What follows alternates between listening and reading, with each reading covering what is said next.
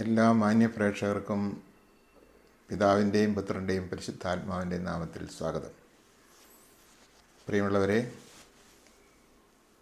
നാം 2024 വിശുദ്ധവാരത്തിലേക്ക് പ്രവേശിച്ചിരിക്കുകയാണ്. ഈ വിശുദ്ധവാരത്തിൽ ഏറ്റവും പ്രധാനമായി നാം ചിന്തിക്കുന്ന ഒരു കാര്യം യേശുവിൻ്റെ പീഡാസഹനവും കുരിശുമരണവുമാണ്. ഉത്ഥാനത്തിന് മുന്നോടിയായി നടക്കുന്ന ഈശോയുടെ പീഡാസഹനത്തിൻ്റെ പ്രത്യേകത എന്താണ്? ആ പീഡാസഹനം എന്നത് ബലപ്രയോഗത്തിലൂടെ ആരും ഈശോയെ പിടിച്ചെടുക്കുന്നതല്ല. ഈശോ സ്വമനസ്സ വിട്ടുകൊടുക്കുന്നതാണ്. അവൻ പാപികളുടെ കരങ്ങളിൽ ഏൽപ്പിച്ചു കൊടുക്കപ്പെട്ട രാത്രിയിൽ. ഇതാണ് അതിനെക്കുറിച്ച് ഔദ്യോഗികമായി സഭ നൽകുന്ന വിശദീകരണം.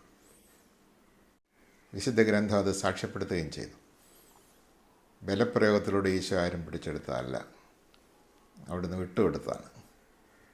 അങ്ങനെ വിട്ടുകൊടുത്തതായതുകൊണ്ട് ആ വിട്ടുകൊടുക്കലിനൊരു ഉദ്ദേശമുണ്ട്. ആ ഉദ്ദേശം എന്താണ്? ആ ഉദ്ദേശം പീഡാസഹനത്തിൻ്റെ നടുവിൽ എങ്ങനെ ദൈവം പ്രതികരിക്കുന്നു എന്നത് അറിയാൻ, ദൈവസ്വഭാവം എന്താണെന്ന് വ്യക്തമാക്കാൻ അത് കാരണമാകും.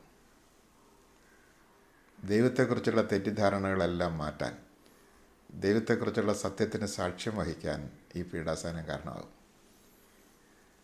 ഇന്ന് അനേകർ ധരിച്ചിരിക്കുന്നത്, നല്ല ശതമാനം ഭൂരിപക്ഷവും ആളുകൾ ധരിച്ചിരിക്കുന്നത്, മനുഷ്യൻ്റെ അകൃത്യങ്ങളുടെ പേരിൽ ദൈവം കോപിച്ചിരിക്കുന്നു, ദൈവത്തിന് അതൃപ്തിയുണ്ട്, ദൈവം മനുഷ്യനെ സ്വീകരിക്കുകയില്ല, ദൈവ സ്വീകാര്യത മനുഷ്യനില്ല എന്നൊക്കെയാണ്. ഈശോയോട് വ്യക്തമാക്കുകയാണ്, അങ്ങനെയല്ല. പാപിയായ മനുഷ്യന് ദൈവ സ്വീകാര്യതയുണ്ട്. ദൈവമായി അവിടുന്ന് താൻ ദൈവമാണെന്ന് ആദ്യം സ്ഥാപിച്ചു. എന്നെ കാണുന്നവൻ പിതാവിനെ കാണുന്നു, എന്നെ കേൾക്കുന്നവൻ പിതാവിനെ കേൾക്കുന്നു, എന്നെ സ്വീകരിക്കുന്നവൻ പിതാവിനെ സ്വീകരിക്കുന്നു, ഞാനും പിതാവ് ഒന്നാണ് എന്ന് പറഞ്ഞുകൊണ്ട് അവിടുന്ന് അതിനെ വ്യക്തമാക്കി. നിങ്ങൾ ദൈവം എന്ന് വിളിക്കുന്ന ആ ദൈവത്തെയാണ് ഞാൻ പിതാവേ എന്ന് വിളിക്കുന്നത്. അപ്പോൾ നിങ്ങൾ എന്നെ കാണുമ്പോൾ നിങ്ങൾ നിങ്ങളുടെ ദൈവത്തെയാണ് കാണുന്നത്, അഥവാ ഞാൻ നിങ്ങളുടെ കാണപ്പെട്ട ദൈവമാണ് എന്ന് അവിടുന്ന് അർത്ഥശങ്കയ്ക്കിടയില്ലാതെ പറയുകയായിരുന്നു. ഇവൻ തന്നെ ദൈവതുല്യനാക്കിയിരിക്കുന്നു, ഇവൻ ദൈവദൂഷണം പറഞ്ഞിരിക്കുന്നു, ദൈവദോഷ കുറ്റമാണ്, ഇവൻ മരണശിക്ഷയ്ക്ക് അർഹനാണ് എന്നെല്ലാം യഹൂദ പ്രമാണിമാരും പുരോഹിതന്മാരും ഒക്കെ പറയുന്നത് നാം ശ്രദ്ധിക്കുന്നുണ്ട്. ഈശോ അർത്ഥശങ്കയ്ക്കിടയില്ലാതെ വ്യക്തമാക്കി താൻ ദൈവത്തിൻ്റെ കാണപ്പെട്ട രൂപമാണ്.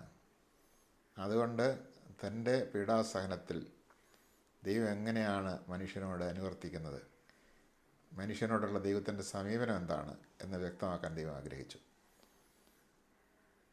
ദൈവത്തെ ഭയപ്പെടുന്ന അവസ്ഥയിൽ നിന്ന് മനുഷ്യനെ അവിടുന്ന് രക്ഷിക്കണം.